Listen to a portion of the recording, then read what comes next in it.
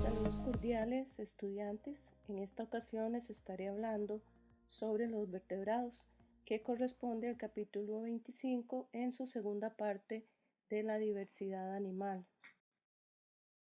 El grupo de los cordados presenta una enorme diversidad. Se encuentran adaptados a casi cualquier nicho ecológico, tienen una gran capacidad evolutiva y tienen adaptaciones notables sobre todo al medio terrestre y al medio acuático.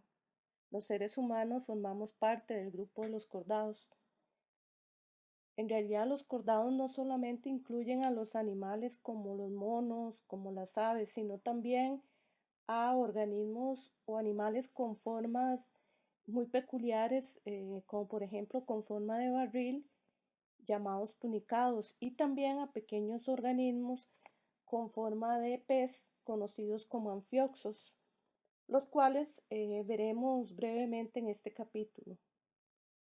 La pregunta que surge es, bueno, ¿qué relación puede tener este tipo de animales de los que le hablé en este momento con los seres humanos? La respuesta se basa en que los cordados comparten 4 características fundamentales, las cuales poseen al menos en alguna etapa de su vida. La primera de ellas es la presencia del cordón nervioso. El cordón nervioso se encuentra sobre el sistema digestivo y se extiende a lo largo de la parte dorsal del cuerpo, contrario a otros animales que desarrollan el cordón nervioso en posición ventral. Durante el desarrollo embrionario de los cordados, el cordón nervioso forma una especie de engrosamiento en el extremo anterior que luego se convierte en el cerebro, tal como lo vemos en el dibujo de las etapas embrionarias de un ser humano. A las 3 semanas se ve solamente como un cordón y luego al pasar de las semanas se va engrosando la parte eh, anterior hasta llegar al momento del nacimiento donde se encuentra el cerebro ya totalmente formado.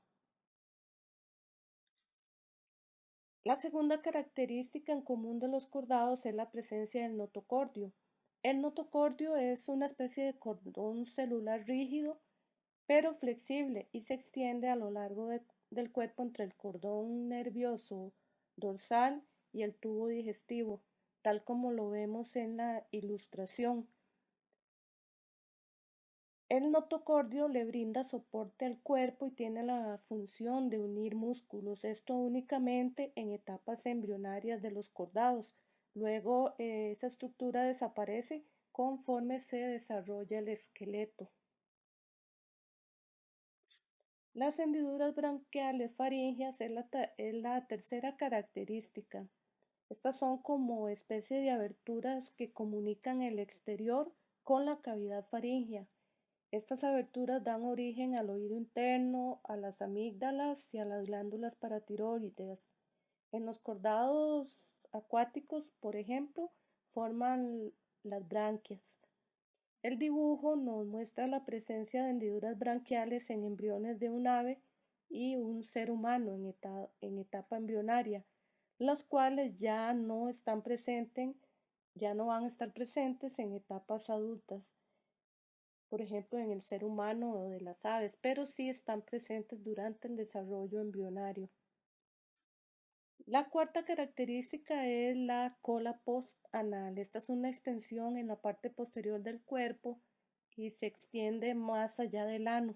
Se encuentra formada por tejido muscular y parte del cordón nervioso dorsal. Muchos animales en estado adulto carecen de cola, pero generalmente se presenta durante el desarrollo embrionario. En el caso específico de los peces, la cola les sirve como órgano de propulsión en el agua.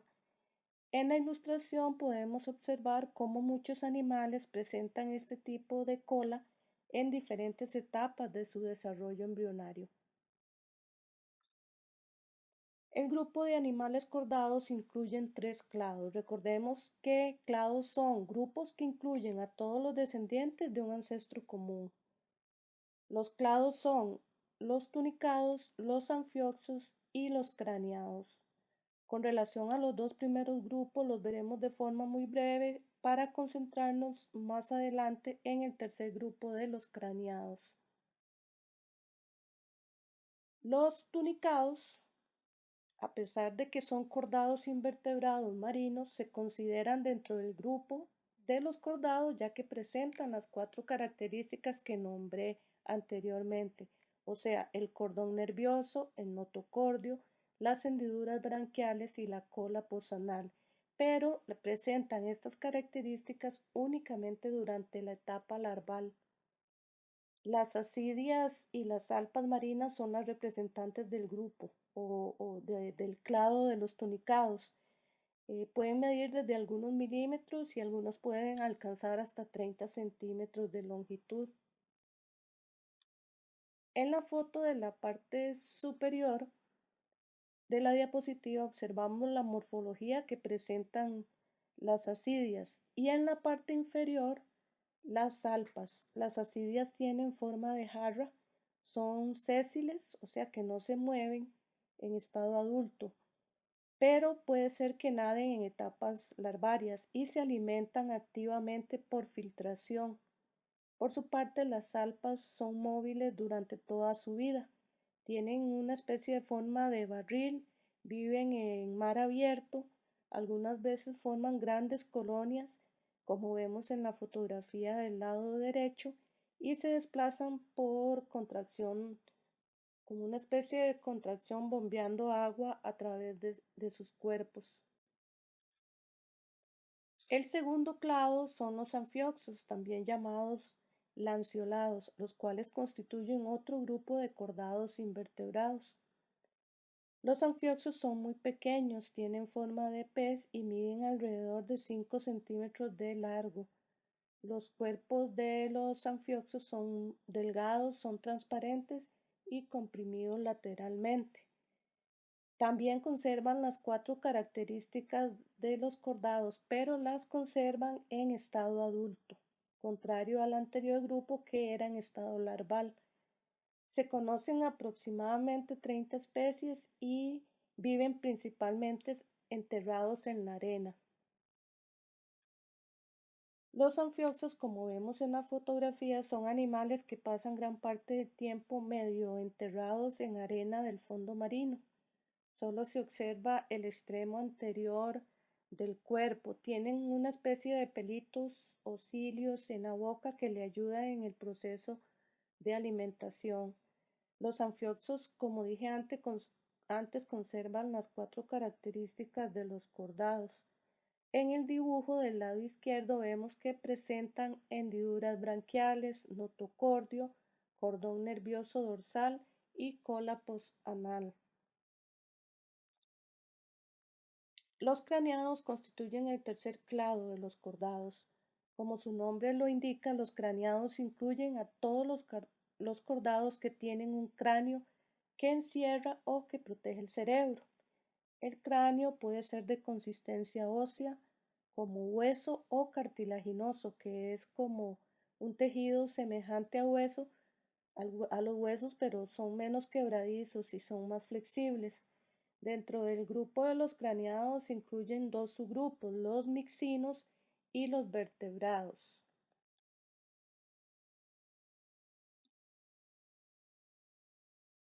Los vertebrados más primitivos son los mixinos, los cuales no tienen mandíbulas. En vez de mandíbulas usan un tipo de estructura semejante a una lengua que posee dientes con la cual muelen o desgarran los alimentos. Los mixinos tienen forma de gusano y existen aproximadamente unas 75 especies y todas son de ambiente marino. Viven generalmente enterrados en el lodo y se alimentan sobre todo de gusanos.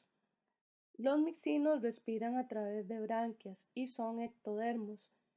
Esto quiere decir que su temperatura corporal depende de la temperatura de su entorno. En estas fotografías podemos observar diferentes especies de mixinos. Las dos fotografías de la parte inferior de la diapositiva muestran dos tipos diferentes de estructuras que usan los mixinos para alimentarse. Y en la fotografía superior se muestra la especie de baba o sustancia mucilaginosa que secretan los mixinos. Esto es como un tipo de defensa contra los depredadores. Esa baba contiene una mezcla de moco y de hebras de proteínas extremadamente largas y elásticas y sobre todo muy fuertes, lo cual le ayuda a protegerse y para huir de los depredadores. El otro subgrupo de los craneados son los vertebrados. Los vertebrados son animales que tienen columna vertebral, ya sea ósea o bien cartilaginosa. La columna vertebral da apoyo al cuerpo, tiene sitios de unión para los músculos y protege al cordón nervioso y al cerebro. La columna vertebral además es parte de un esqueleto interno que crece y tiene la capacidad de repararse por sí solo. La historia de los vertebrados, desde hace cientos de millones de años, se caracterizó por la presencia de peces sin mandíbula. Hoy día ya se encuentran extintas. Actualmente la mayoría de vertebrados presentan mandíbulas. En la ilustración vemos el pez Arandaspis. Este tipo de pez vivieron hace aproximadamente 480 millones de años, medían unos 15 centímetros de longitud y tenían una especie de coraza o de caparazón ósea que los protegía de los depredadores. El proceso evolutivo se pone de manifiesto con la aparición de las mandíbulas en los peces, lo cual les permitió capturar, desgarrar o triturar la comida. Esta adaptación les permitió explotar un rango muy amplio de fuentes de alimento. Otra de las adaptaciones importantes de los vertebrados que les permitió ser exitosos en la colonización de la gran cantidad de hábitat fue la aparición de extremidades pares. En un principio tenían forma de aletas, como en los peces, para poder nadar. Luego esas aletas se fueron modificando a través de millones de años hasta convertirse en patas para poder caminar en tierra seca y más adelante convertirse en alas para permitirle a algunos organismos el poder volar. Otra característica adaptativa relevante es el aumento en el tamaño y la complejidad del cerebro de los vertebrados. Esta característica les permitió percibir con detalle el entorno y también responder a los estímulos, lo cual contribuyó, entre otras cosas, al éxito obtenido en el momento de colonizar hábitats nuevos. La ilustración nos muestra el tamaño del cerebro según diferentes especies de vertebrados. Vemos cómo el tamaño del cerebro en un tiburón es más o menos parecido al de una rana. El de un ave es mayor que el de la rana, pero más pequeño que el del gato. Y de último, el de un ser humano, el cual es evidentemente más grande y más complejo. Los principales grupos de vertebrados son las lampreas, los peces cartilaginosos, los peces de aletas radiadas, los celacantos, los peces pulmonados y los tres últimos, los anfibios, los reptiles que incluyen a las aves y los mamíferos. Para efectos de los objetivos del curso vamos a hacer un comentario breve con relación a los primeros 5 grupos para enfocarnos luego en los tres últimos. Las lampreas se encuentran en zonas templadas del hemisferio norte. Viven tanto en agua dulce como en agua salada. Se conocen unas 50 especies de lampreas. Estos animales carecen de mandíbulas y muchas de ellas son parásitas. Las lampreas parásitas se caracterizan porque tienen una ventosa muy grande que rodea la boca y esto está recubierta de dientes y lo usa para adherirse a los peces. Aquí podemos ver un ejemplo de una lamprea parásita. La foto de la parte inferior nos muestra la boca recubierta de dientes que usa para adherirse a los peces y, mediante dientes raspadores que tiene en la lengua, la lamprea hace una especie de agujero en el cuerpo de un pez y por ahí succiona la sangre y los fluidos corporales del pez. En la foto de la parte superior vemos un pez parasitado por tiene dos lampreas adheridas, estas muy cerca de la cabeza. Los peces cartilaginosos es el segundo grupo de vertebrados. Los peces cartilaginosos son depredadores marinos. Se conocen aproximadamente 1.200 especies, entre las que sobresalen los tiburones, las rayas y las mantarrayas. El esqueleto de los peces cartilaginosos está formado completamente por cartílago. Los peces cartilaginosos tienen mandíbulas, su cuerpo es áspero ya que está protegido por escamas muy pequeñas que le dan ese tipo de textura a la piel. Estas fotografías muestran ejemplos de peces cartilaginosos. Algunos son muy grandes, como por ejemplo el tiburón ballena, que puede llegar a medir hasta 14 metros de longitud. Algunos tiburones se alimentan filtrando plancton del agua, pero la gran mayoría son depredadores. Atacan a las presas con sus fuertes mandíbulas, las cuales contienen varias hileras de dientes filosos y que usan para triturar las presas. Las rayas y las mantarrayas también son ejemplos de peces cartilaginosos. Las rayas tienen la boca en la parte inferior del cuerpo y esto les sirve para extraer el alimento del fondo marino. Por su parte, las mantarrayas tienen la boca más grande y ubicada en la parte delantera del cuerpo. Algunas especies de mantarrayas pueden llegar a medir hasta 6 metros de ancho. Los peces con aletas radiadas son los vertebrados más diversos. Se encuentran en casi todos los tipos de ambientes acuáticos, tanto en agua dulce como agua salada.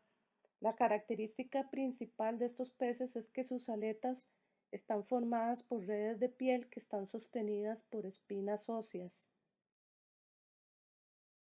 Los peces con aletas radiadas tienen esqueletos hechos de huesos. La piel está protegida por escamas entretejidas que le dan mucha flexibilidad. También han desarrollado estrategias adaptativas que les ha permitido colonizar toda clase de ambientes acuáticos, tanto marinos como de agua dulce, así como salobres. De allí la enorme variedad de formas y estilos de vida, así como la enorme variabilidad en tamaño. Existen especies que pesan 1 miligramo hasta llegar a especies enormes que pueden pesar incluso hasta más de 1 tonelada. La gran cantidad de formas y tamaños de los peces con aletas radiadas puede ir desde las anguilas, que tienen forma de serpiente, como vemos en la foto en la parte superior derecha. También peces con formas muy llamativas, como vemos en la foto de la parte superior izquierda. Ese pez se le conoce como pejesapo o pez pescador. Este grupo también incluye a los caballitos de mar, a los peces muy coloridos que habitan los arrecifes, peces transparentes, peces bioluminiscentes, entre muchísimos otros. El cuarto y quinto grupo son los celacantos y peces pulmonados, respectivamente. A ambos grupos se les conoce también como peces de aletas carnosas. Con relación a los celacantos, solo se conocen dos especies, una que se encuentra en África y la otra en Indonesia. Los celacantos muestran una de las adaptaciones iniciales de los peces hacia los animales terrestres de cuatro patas, tal como los anfibios. Las especies de celacantos se encuentran a profundidades hasta de 700 metros, pueden alcanzar hasta 2 metros de largo y más de 90 kilos de peso. La característica más llamativa de los celacantos es que tienen una forma muy interesante para desplazarse. Ellos utilizan sus 4 aletas carnosas que tienen un aspecto como de patas y las mueven de forma alterna, lo cual hace recordar la forma en que se mueven los tetrápodos ya en tierra firme. En cuanto al grupo específico de los peces pulmonados, este es el grupo más estrechamente relacionado con los vertebrados terrestres. Los peces pulmonados tienen la particularidad de poseer pulmones y branquias, lo cual les permite vivir en aguas estancadas con muy poco oxígeno disponible. Incluso tienen la capacidad de sobrevivir si el agua donde se encuentran se seca por temporadas. Las imágenes nos muestran la forma del cuerpo y de las aletas de estos peces, lo cual difiere enormemente de los peces de aletas radiadas. El sexto grupo son los anfibios. Los anfibios se dice que son vertebrados de doble vida. Como lo indica su nombre, esto porque su vida transcurre entre el medio acuático y el terrestre. Constituyen el primer grupo de vertebrados con 4 patas que colonizaron la Tierra y se adaptaron a una vida semiterrestre. La piel de los anfibios contiene glándulas que producen secreciones y esto les sirve para mantener la humedad cuando ellos se encuentran fuera del agua.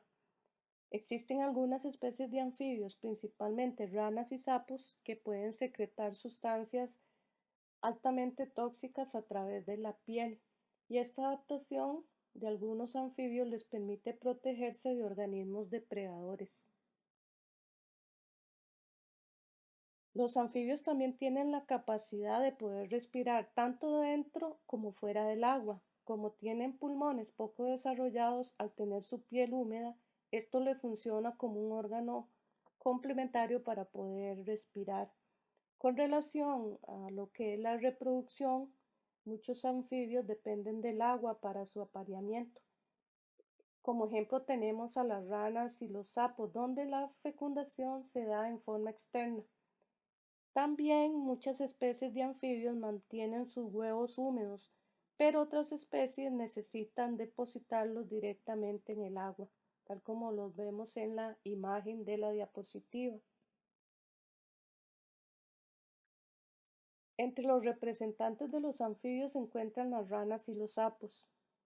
Las ranas y los sapos son el grupo más diverso entre los anfibios. Estos están adaptados para saltar cuando son adultos. Tienen las patas traseras generalmente más largas con relación al tamaño del cuerpo y esto les permite dar grandes saltos. Existen algunas características básicas para diferenciar a las ranas de los sapos o viceversa. Las ranas tienen la piel húmeda y lisa, como vemos en la fotografía del lado izquierdo. Las ranas generalmente viven en el agua o cerca del agua y tienen las patas traseras muy largas. Están adaptadas para saltar y en general son más pequeñas que los sapos. Por su parte, los sapos tienen la piel áspera, rugosa, viven principalmente en tierra firme y las patas traseras no son tan largas como en el caso de las ranas. Algunas especies, tanto de ranas como de sapos, pueden secretar sustancias tóxicas a través de su piel para defenderse de los depredadores. Otro ejemplo del grupo de los anfibios son las salamandras. Como característica distintiva se puede decir que tienen una cola bien desarrollada, tienen cierto parecido con las lagartijas y tienen la particularidad de poder regenerar partes perdidas de su cuerpo. Muchas especies de salamandras son acuáticas toda su vida, mientras que otras pasan parte de su ciclo de vida en el agua y parte en la tierra. La gran mayoría de especies de salamandras no crecen más de 30 centímetros de largo. Sin embargo, hay unas poquitas especies que pueden llegar a medir más de 1 metro de longitud. En general, las salamandras tienen 2 pares de patas, pero existen algunas especies con pequeñas extremidades de tipo vestigial, tal como podemos ver en la fotografía. Son un par de patitas muy pequeñas. Otro grupo importante de anfibios son los cecílidos, también también conocidos como cecilias. Los cecílidos son animales sin patas y habitan zonas, principalmente zonas tropicales. Son parecidas a las lombrices de tierra. Sin embargo, existen especies de cecílidos que pueden llegar a medir hasta 1,5 metros de longitud y pueden parecerse o confundirse bastante con serpientes. Los ojos de los cecílidos son muy pequeños y están cubiertos como por una especie de membrana, por lo tanto la visión de ellos es muy limitada. La mayoría de cecílidos viven en madrigueras, están bajo tierra, pero también hay especies acuáticas. En la fotografía podemos observar un cecílido y de hecho con la imagen podemos confirmar el enorme parecido que tienen con una lombriz de tierra. El séptimo grupo de vertebrados son los reptiles. Los reptiles ya están totalmente adaptados para vivir en tierra firme. Se dice que los dinosaurios fueron los reptiles primitivos. Las lagartijas, los lagartos, las serpientes, los cocodrilos, las tortugas y las aves son los representantes del grupo de los reptiles. Existen algunas especies de reptiles que son totalmente independientes del agua y esto porque presentan tres adaptaciones fundamentales. La primera de ellas es que presentan una piel dura y escamosa que los protege de la desecación. La segunda adaptación es que en su gran mayoría presentan fecundación interna, esto es que el macho deposita su esperma dentro del cuerpo de la hembra.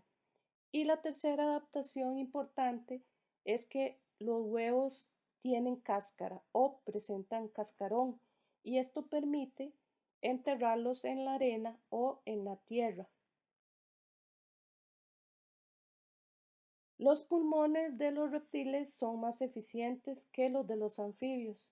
La presencia también de un esqueleto les proporciona mayor sostén, así como movimientos más eficientes. La mayoría de los lagartos son pequeños depredadores. Se alimentan de insectos y otros vertebrados pequeños. Sin embargo, algunas especies pueden alcanzar gran tamaño, como por ejemplo el dragón de Komodo, que es el que está en la fotografía del lado derecho. Este enorme reptil puede medir hasta 3 metros de longitud y pesar más de 90 kilos. De hecho, el dragón de Komodo es el lagarto más grande del mundo. Tiene mandíbulas muy fuertes y dientes enormes que utiliza para atacar a los animales grandes. También tiene un potente veneno en su boca que puede producir la muerte a los animales que él logre morder. En cuanto a las serpientes son depredadoras muy activas, tienen órganos sensoriales que les ayudan, por ejemplo, a perseguir la presa y esto por diferencia de temperatura entre el cuerpo de la presa y el entorno. Existen especies de serpientes capaces de inyectar venenos potentes y causar la muerte. Y también la mayoría de las serpientes pueden distender las mandíbulas para poder tragar presas de gran tamaño, tal como podemos observar en la imagen del lado derecho. Los caimanes y los cocodrilos forman el grupo llamado crocodílidos. Se encuentran principalmente en aguas costeras y de tierra en regiones muy calientes del planeta.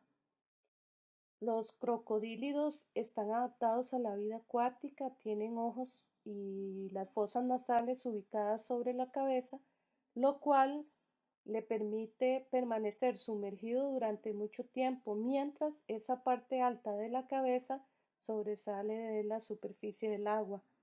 Los crocodílidos tienen mandíbulas y dientes muy fuertes, los cuales los utilizan para triturar y matar peces, aves, mamíferos, tortugas, anfibios, todos estos para su alimentación. Las tortugas pueden ser acuáticas o pueden ser terrestres. Pueden encontrarse en desiertos, arroyos, océanos, estanques y ríos.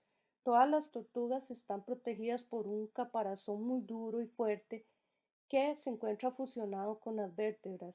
También está fusionado con las costillas y con las clavículas de su cuerpo. No tienen dientes, en vez de dientes tienen una especie de pico duro y muy fuerte, muy parecido al pico de las aves, y ese tipo de pico lo usan para comer. Algunas son carnívoras, otras son herbívoras, pero también hay tortugas carroñeras. Debido al paso evolutivo de las aves, del pasado evolutivo de las aves, se les llama también reptiles emplumados. En realidad, las plumas son versiones más especializadas de las escamas de los reptiles. Actualmente las aves tienen escamas en las patas, como vemos un ejemplo de ello en la fotografía. Esa es una característica fundamental que las aves comparten con los reptiles. Las aves tienen los huesos huecos, lo cual es una adaptación que les permite reducir peso y de esta manera poder alzar vuelo. Las plumas de las aves les brindan protección y también les sirven de aislamiento térmico al cuerpo. Otra de las adaptaciones importantes de las aves es que pueden mantener altas temperaturas corporales y de esta manera tienen mayor eficiencia en sus músculos y en sus procesos metabólicos. Debido a esta adaptación, las aves pueden volar a cualquier temperatura presente en el entorno. El último grupo de vertebrados son los mamíferos. La mayoría de mamíferos posee pelaje y este pelaje los protege y mantiene el calor corporal de los individuos. Los mamíferos en general son ágiles y veloces en sus movimientos.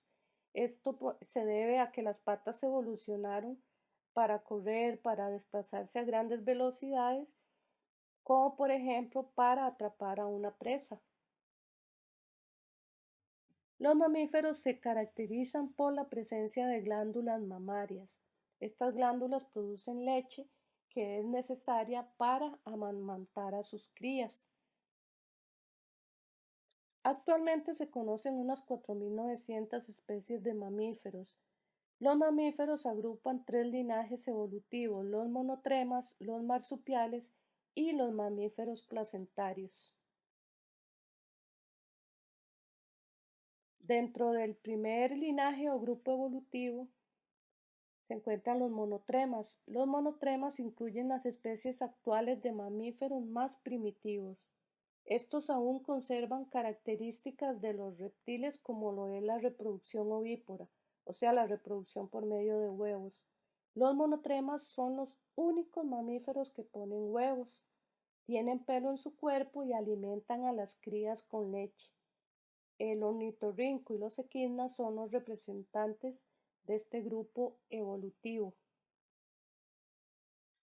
El ornitorrinco se encuentra solamente en Australia, tiene una forma de vida muy peculiar, pasa su vida entre el agua y entre tierra firme.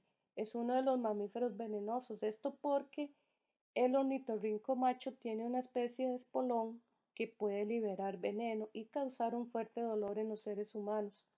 No es un veneno de tipo letal, pero sí causa fuertes dolores. La cola de los ornitorrincos es parecida a la de los castores. El pico es similar al de un pato. Las patas tienen una membrana que les ayuda para nadar. Y este animal es carnívoro. Se alimenta de cangrejos, de insectos, de camarones, etc. A los equinas se les llama animal con púas. Las púas que tienen los equinas son largas y afiladas y las usan como mecanismo de defensa. Los equinas tienen la cabeza y la trompa alargada, no tienen dientes, lo que tienen es una lengua alargada que usan para atrapar el alimento. Los equinas son terrestres, se alimentan de insectos o de lombrices de tierra que encuentran cuando escarban en la tierra. Los equinas se encuentran solo en Nueva Guinea y una especie que habita en Australia. El segundo grupo o linaje evolutivo son los marsupiales. La característica principal de los marsupiales es que los embriones permanecen en el útero de la madre solo por un periodo de tiempo muy corto, muy breve. Las crías realmente nacen inmaduras, no, sin alcanzar su desarrollo total. Y lo que sucede es que al nacer ese embrión inmaduro, se mueven hacia el pezón de la madre, se adhieren fuertemente y se alimentan con la leche de la madre hasta completar su desarrollo. En algunas especies de marsupiales, el desarrollo del embrión se completa dentro de una bolsa protectora que también se conoce como marsupio. Cuando se habla de marsupiales, es común pensar solamente en canguros. Sin embargo, el grupo incluye especies de diferentes tamaños, formas y estilos de vida. Existe solamente una única especie de marsupial nativa de América del Norte, que es la zarigüeya de Virginia, y es la que vemos en la fotografía. Este animal guarda cierto parecido con un roedor. Con excepción de esta zarigüeya de Virginia, el resto de especies de marsupiales viven en Australia.